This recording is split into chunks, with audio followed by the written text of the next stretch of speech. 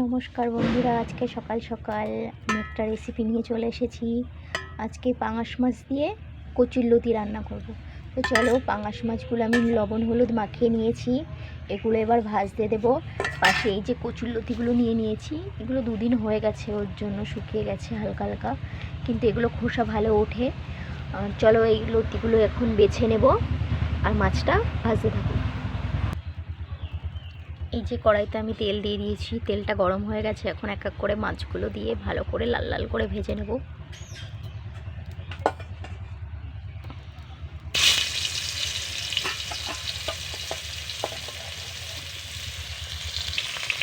এই যে বন্ধুরা, আমি এখন মাছটা ভাজতে বসিয়ে দিয়েছি।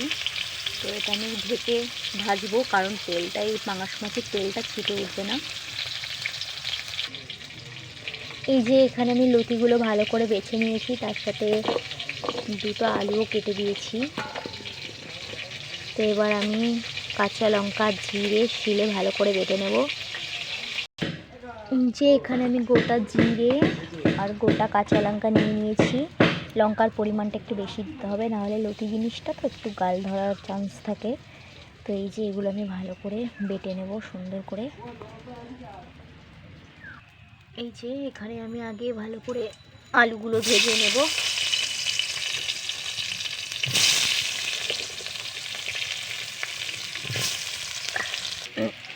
আমার আলুগুলো ভাজা হয়ে গেছে, এখন আলুগুলো আমি নামিয়ে নেব। কড়াইয়ের তেলটা গরম হয়ে গেছে, এখন আবার ফোড়নে দেব 5 ফোড়ন। ফোড়নটা ভালো করে ভাজা হয়ে যাক।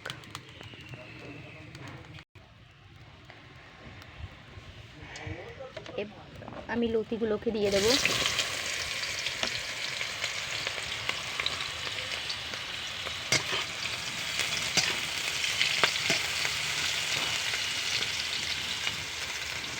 এবার লতিগুলো আমি হালকা একটু ভেজে নেব। এই যে লতিগুলো আমার হালকা হালকা ভাজা হয়ে গেছে, এবার ভেজে থাকা আলুগুলো দিয়ে দেব। এই যে বন্ধুরা, আমি লঙ্কা আর জিরে বেটে রেখেছিলাম, এবার এই যে আলু দিয়ে রেখেছি এখানে দিয়ে দেবো।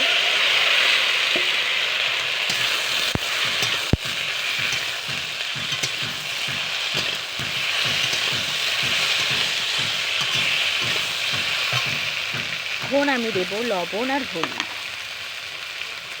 স্বাদ মতো লবণ,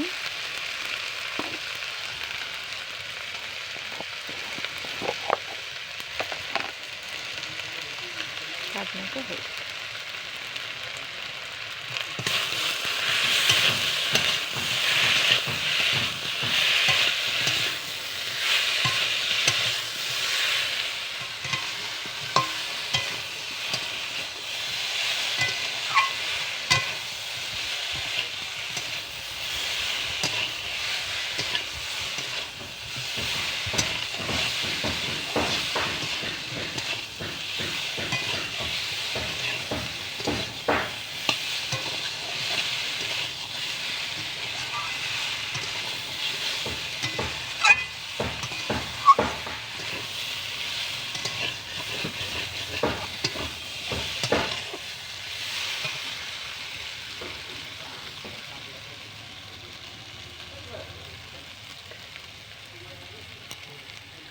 এবার আমি অল্প একটু জল দিয়ে দেবো মশলাটা কষার জন্য।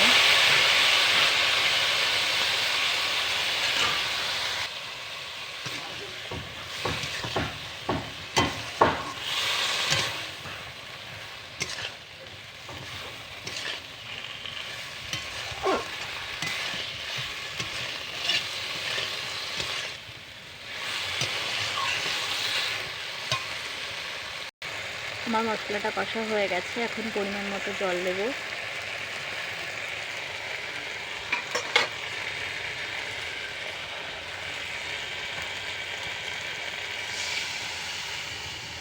এটা গরম জল।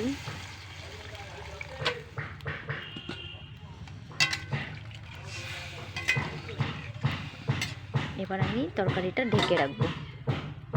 তরকারিটা ফুটে গেছে, এখন মাছটা দিয়ে দেবো।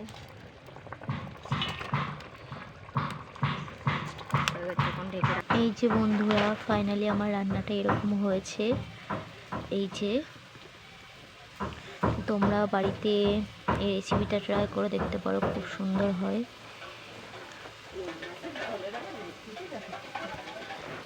জি, ছোট্ট করে একটা কমেন্ট, শেয়ার, একটা সাবস্ক্রাইব করে দেবে। এটা বন্ধুরা।